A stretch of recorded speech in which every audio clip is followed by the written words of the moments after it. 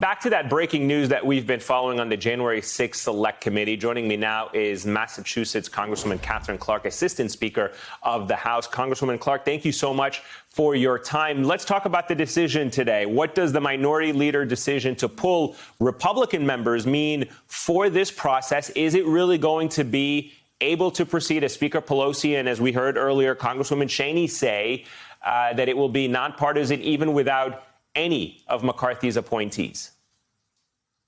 Yes, and what Kevin McCarthy has shown again today is he is about perpetuating the big lie around our elections, around the insurrection and violence of January 6th and what led up to it, while Democrats and the Speaker are doing what the American people are asking for, getting to the truth, memorializing the truth of what happened so that we don't ever repeat it.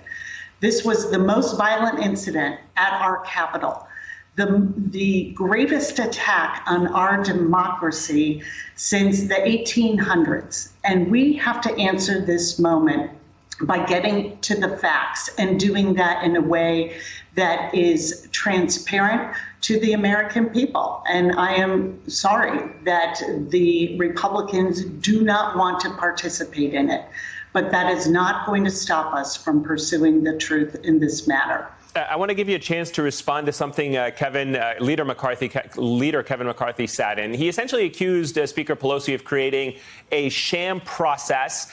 What's your response to his argument that this type of rejection for a select committee has never happened before and, as he said, an abuse of power? Let's look back on what led up to this select committee being formed. For months, we have negotiated with Republicans on how to put together a 9/11 style commission that would be nonpartisan, that would be pulled out of politics, that we would be allowed to have bipartisan, bicameral appointees, that they would be shared in subpoena powers and quorum and even numbers of participants. Kevin McCarthy and Mitch McConnell and Republicans rejected that. So today, for Kevin McCarthy to say, if he is not allowed to put every conspiracy theorist that he wants on this very serious select committee, that this is somehow a sham process, it is beyond hypocritical. And Kevin McCarthy needs to remember who he's sent here by, the American people. And at this time, with the fragility of our democracy exposed, we need to make sure that we are doing everything we can to get to the facts so that we can preserve and strengthen our democracy from this grave threat that was shown on January 6th. Representative Clark, what is your understanding as to why these two individuals, Representative Banks and Representative Jim Jordan, were singled out and not put on that committee? I think that the Speaker made a decision that these two representatives were not serious, that they have been known conspiracy theorists. I think you can look at Congressman Banks' statement about how he was going to approach this select committee.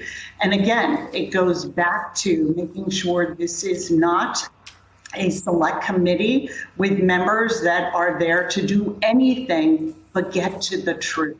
I can tell you that every time I'm home in the district, people ask me about this.